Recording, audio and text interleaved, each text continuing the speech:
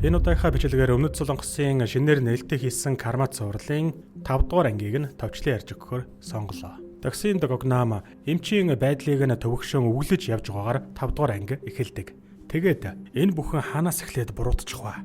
Тэр шөнөөс л эхэлсэн юм байна. Хэмээн амандаа хэлснээр тэрээр тэр шөнө Санхун Юужан хоёрын цогцсыг булсан байгаагаар үйл явдал үргэлжлэнэ.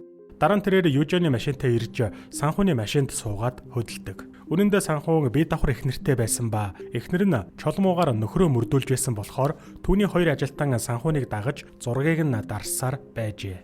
Улмаар чолмууг Санхуны эхнэрт нөхөртэй нь холбоотой баттай нотлогоо олохороо хэлнэ гэж тайлбарлана. Удалгүй чолмуугийн хоёр ажилтан яаран орж ирээд түүнд Санхуны алуулж байгаа зургийг нь үзүүлдэг. Уг нь Санхуныг эхнэрийнхээ араар өөр эмэгтэйтэй явуулж байгааг баталгаажуулах гэж байсан ч эсвэргээрээ түүний алалгын нотлогоотой болчих нь тэр.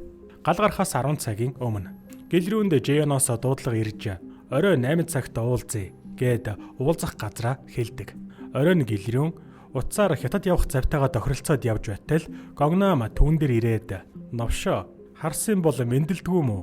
гэж хэлэн инээмсэглэнэ. 6 сарын өмнө Гогнам шоронгоос суллагдах өдөр болж 20 хорооны хүмүүстэй юм тараах ба гэлрүүн тэдний өрөөнд хамт хоригдож байжээ. Гогнам гэлрүүнд хандаж 1 сарын дараа суллагдахаараа ажил хийхийг хүсэх юм бол холбоо бариарай гэд өөрийнхөө дугаарыг үлдээнэ. Түүнийг шоронгоос гарч ирэхэд Юужан түүнийг тосч авдаг. Гогнам залилангийн хэрэгээр шоронд суусан нь тодорхой болох ба Юужан түүнийг шоронд суусан хойгуур ажиллах хийх гэсэн ч хамтрах Гогнам шиг зоригтой эрэхтэй олдоогүй хэмээн тайлбарлана.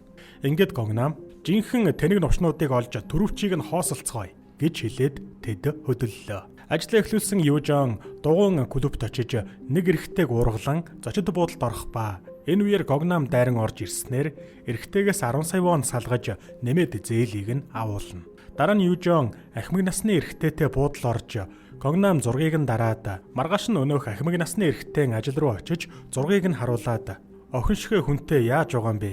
хэмээн сүрдүүлж эцэст нь 50 сая вон авдаг. Улмаар Юужан шууд дараагийн ажилдаа орлоо хэмээн босч яваад өөр ширээнд суух үед Гогнамд шоронгоос гарсан гэлрүүнээс дуудлага ирнэ. Гогнам түүнтэй гадаа гарч ярихаар явхад Юужан Санхуныг дэгээдсэн байлаа. Гэлрүүн Гогнамд түүнтэй хамт хийх нэг ажил байна гэж хэлснээр тэд уулзцгаана. Гогнам түүнийг машиндаа суулгаад даатгалынх нь мөнгө нь хэд юм гэж асуухад тэрээр 200 сая вон гэж хариулдаг. Гогнам инээж "Хүн хизээч тийм бага мөнгөөр даатгуулахгүй шүү дээ" гэд аавыгаа алуулах гээд байгаа новш хэн юм хэмээн асуулаа. Гэлрүүн Жеоныг зааснаар Гогнам түүнийг хараад багада түүнийг харж байсан нэг дүүрэгт амьдардаг байсан юм. Арчаагүй амтан яг л хэвээрээ байна. Тэр ч аавыгаа алахаар царай байна да гэж хэлдэг.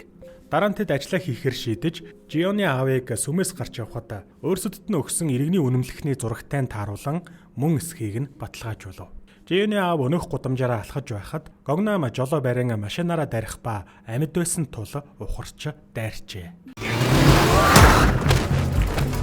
Гэлрүүн машинаасаа бууж ирээд түүнийг өгсөн эсхийг шалгаж байтал сүмийн эмэгтэй харснаар гэлрүүн түүнийг араас нь хөөдөгч алддаг. Энэ хооронд Гогнам машинаасаа бууж ирээд харахад Жеоны аав нь амьд хэвээрэл байлаа. Тиймээс түүнийг машиныхаа арын суудал дээр тавиад хөдлөнө. Энэ үед Юужаноос дуудлага ирэх ба гэлрүүн "Би яаж игээд мөнгийг авъя? Цогцыг чи зохицуулчих" гэж хэлдэг. Тухайн үед Санхун унтаж байхад Юужан Гогнамыг одоо ирэх гэж хэлэхээр залгаж байсан болж таарав. Тэгээд утсаа авахгүй байсан болохоор Санхуны зургийг илгээж хурдан иргэсэн зурвас илгээнэ. Хүнд нөхцөл байдалд орсон Гогнам хэсэг хугацаанд бодсны эцэст хоёр талд үүсэж байгаа асуудлыг нэг том боломж болгох санаа төрдөг. Түүний нүдэн гэрэлтэж гэлрүүнийг яв гээд цогцыг өөрөө зохицуулъя гэлээ. Дараа нь Гогнам Юужан руу залгаж "Надад гайхалтай санаа байна" гээд түүнд бэ төлөвлөгөөгөө тайлбарлаж өгнө. Улмаар Гогнам Жеоны аавыг нь үүрч гүүрэн гарцсан дээр очиход хэсэг хугацааны дараа Санхун Юужан хоёр ойртож ирснээр тэрээр Жеоны аавыг гүүрэн гарцсан дээрээс тэдний машин руу шиддэг. Гал гарахаас 6 цагийн өмнө Гогнам цогцыг өөрөө зохицуулна гэж салснаас хойш сая уулзах хүртэл юу болсныг гэлрүүнд ярьж өгчээ. Тэгэд Гогнам Жеон тэр новш үнэхэр мөнгөө бэлдсэн юм уу гэж асуухад гэлрүүн "Хэрвээ худлаа ярьсан бол хөл гарыг нь таслахуулна" гэж хариулдаг. Энэ хооронд цагдаа нар гэлрүүний хөнөөсөн цагдаагийн цогцыг нь олж тэнд камер байгааг анзаарна. Дараа нь цагдаа нар камерны бичлэгээс гэлрүүний зургийг нь олж машины хаягдал зэг дээр очин түүнийг харсан эсхийг нь асууснаар амьдардаг автобусанд нь нэгжлэг хийдэг. Нэгжлэг хийснээр Жеоны аавын үнэмлэхний зургийг нь оллоо. Энэ үед Жеон машин түрээсэлж тээшэндээ цүнхээ хийн алхаа авч гэлрүүнтэй уулзахаараа түүнийг алах сургуулалт хийн. Тэрээр тээшнээсээ цүнхээ авч машиндаа суугаад гэлрүүнд өгч алхаар зогхоход хэдий хугацаа орохыг нь нарийн тооцоолно. Удалгүй гэлрүүн ирж машинд суух ба Жеон мөнгийг авахар явцгаая. Хэмээн тэд хөдлөхөд тэднийг ажиллаж байсан огнам дагаж хөдөлдөг. Тэднийг явах замд цагдаа нар хэнийг нэг эрен сурвалжлан шалгалт хийж байх нь тэр. Тэдний ээлж болоход цагдаа шалгалт явуулж байгаагаа хэлээд гэлрүүнийг харсан ч гайхмаар нь зүгээр өнгөрдөг. Гэтэл цагдаа хоёр хүний цогцос олдсон. Энэ хүн гол сэжигтэн нь гээд Жеонд зурагт хуудас өгснөөр цагдаа нар Гогнамыг хайж байгаа болж таарна. Энэ хооронд өөрийг нь эрен сурвалжилж байгааг мэдсэн бололтой Гогнам санхүүний машиныг орхиод уул руу зүгтаажээ. Мөрдөгч Канда машиныхан дугаараар шалгасан туслах нь сэжигтэн хохирогч санхүүний машиныг нь орхиод уул руу зүгтаасан гэдгийг хэлснээр мөрдөгч нар яаран хөдлөн. Жеон гэлрүүнийг өнөх барилгын балгас дээр авчирлаа. Тэрээр тээшний хэсэгтээ очиж утсан дээрээ өмнө нь тооцоолсон цагаа тохируулж цэрүүлэг дуугархаар тооцоолон орхиод цүнхийг аваад тооцооллын дагуу жолоо руугаа явна. Жеон түүнд цүнхийг өгч утсан дуугархыг хүлээх ба гэлрүүн цүнхийг угахад элдвийн зүйлс гарч ирсээр. Удалгүй утасны цэрүүлэг дуугарснаар гэлрүүний анхаарлаа сарнихад Жеон төлөвлөсөн дайралтаа хийдэг.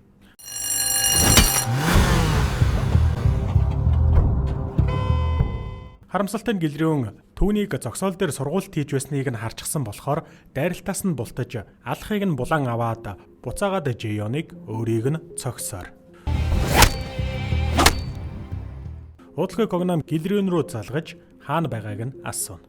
Гэлрүүн Жеоныг сандалд хүлэх ба удалгүй Гогнам өөрийг нь эрен сурвалжилж буй царайг нь ил болгосон мэдээг үзсээр тухайн барилга руу ирлээ. Мэдээг үзээд өөрийгөө дууслаа хэмээн уралхтай зэрэгцэн гэлрүүн энэ овшийг эхлээд зайлуулъя гэж хэлдэг. Удалгүй Гогнам хүлээстэй байгаа Жеоныг хараад өөртөө өндрөөрөө ойролцоо болохыг анзаарна.